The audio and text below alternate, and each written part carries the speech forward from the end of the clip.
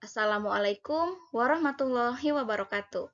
Saya Mercy Tianaga. Pada kesempatan kali ini, saya akan memaparkan hasil analisis dua artikel yang membahas isu gender dalam pendidikan dasar.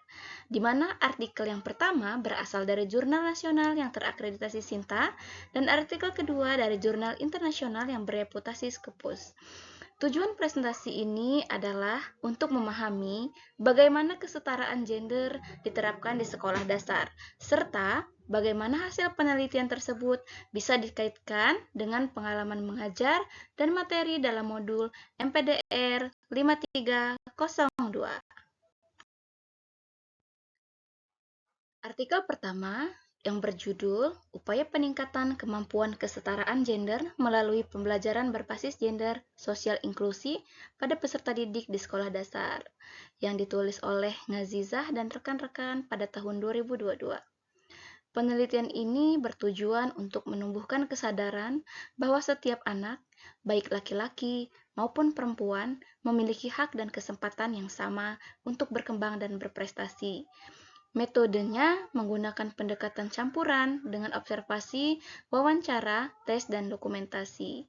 Pada intinya, artikel ini menyoroti pentingnya pembelajaran berbasis gender sosial, inklusi yang tidak hanya memberi perlakuan yang sama, tetapi juga ruang bagi siswa untuk berkembang sesuai dengan potensi dan karakternya.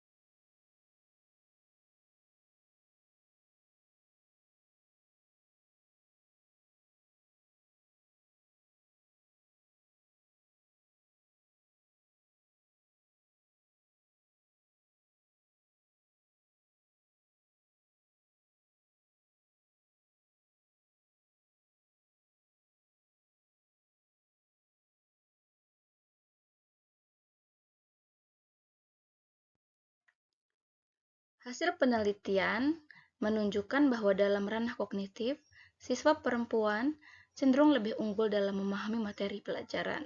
Sementara di ranah psikomotor, siswa laki-laki lebih aktif dalam kegiatan praktik atau keterampilan. Kemudian dari sisi efektif, perempuan lebih disiplin dan santun, sedangkan laki-laki menonjol dalam kejujuran dan kepedulian sosial.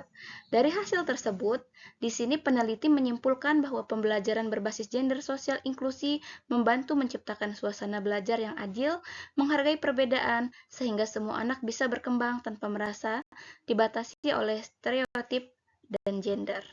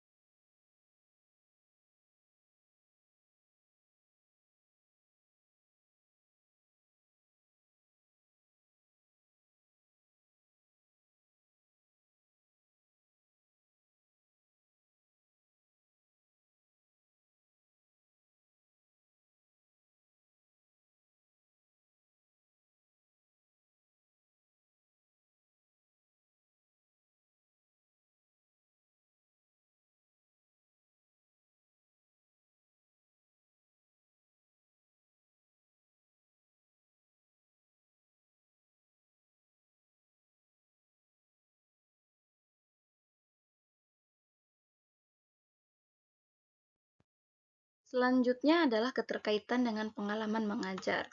Berdasarkan pengalaman saya sendiri sebagai guru sekolah dasar, hasil penelitian ini sangat sesuai dengan kondisi saya di kelas.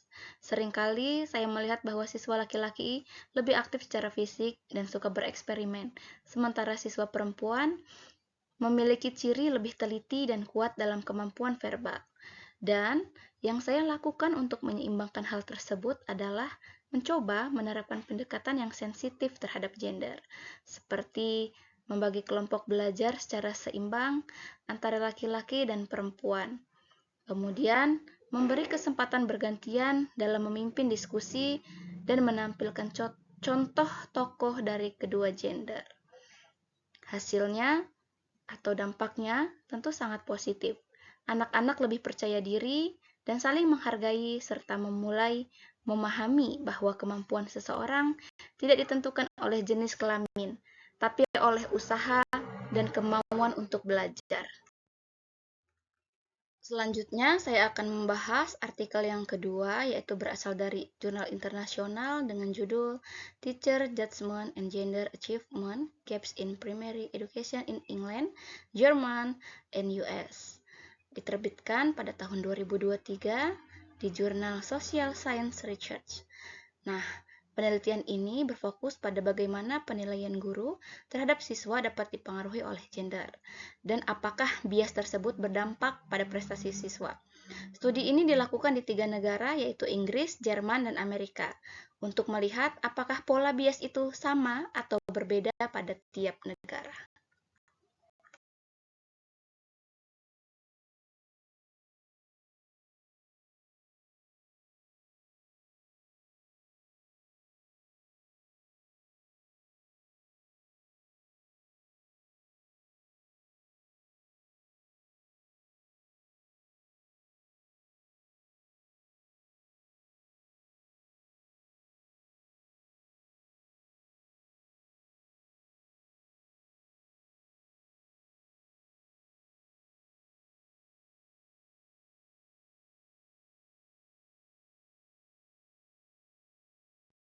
Adapun hasil penelitian menunjukkan bahwa guru seringkali menilai anak perempuan lebih tinggi dalam pelajaran bahasa dibanding hasil tes mereka, sementara anak laki-laki lebih tinggi dalam matematika. Nah, bias ini paling kuat terjadi di Inggris dan di Jerman, sedangkan di Amerika biasnya lebih lemah. Kemudian adapun dampak jangka panjangnya cukup signifikan. Di sini siswa dinilai lebih tinggi, cenderung makin percaya diri dan berprestasi. Sedangkan yang diremehkan bisa kehilangan motivasi belajarnya. Artinya memang keadilan dalam pendidikan tidak hanya ditentukan oleh kurikulum atau fasilitas, tetapi juga dipengaruhi oleh sikap guru dalam memberikan penilaian yang adil dan objektif. Jadi, pada intinya, kesadaran guru terhadap bias sangat penting agar tidak memperkuat kesenjangan gender di sekolah.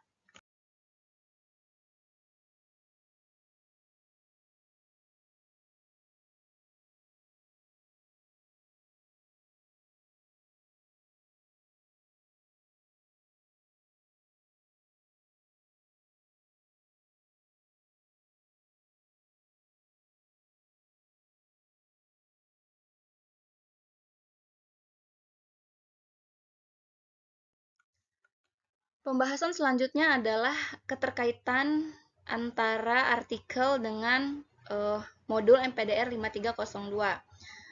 Artikel internasional yang sudah saya temukan ini dan saya baca itu sangat berkaitan materinya dengan modul MPDR 5302. Yang pertama, apabila dilihat dari sisi studi komparatif, penelitian ini membandingkan 3 negara untuk memahami bagaimana sistem pendidikan dan budaya itu mempengaruhi perilaku guru.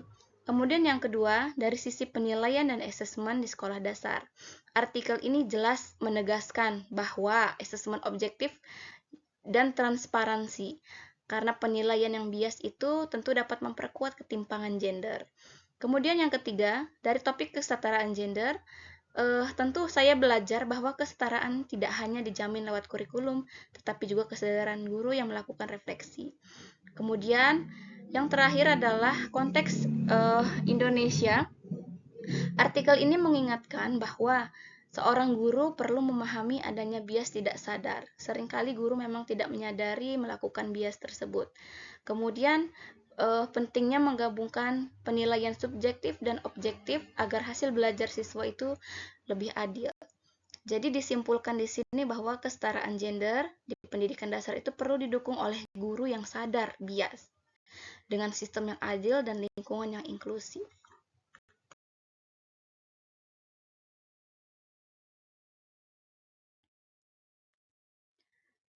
Dari pembahasan dua artikel yang saya lakukan, kemudian dapat disimpulkan bahwa kita dapat memahami bahwa kesetaraan gender dalam pendidikan dasar itu bukan hanya wacana, tetapi harus diwujudkan dalam praktik pembelajaran dan penilaian.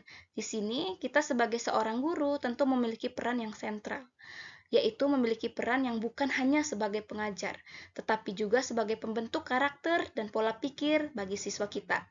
Kemudian melalui pembelajaran yang inklusif dan penilaian yang adil, sekolah bisa menjadi tempat yang benar-benar menghargai potensi setiap anak tanpa memandang gender tertentu.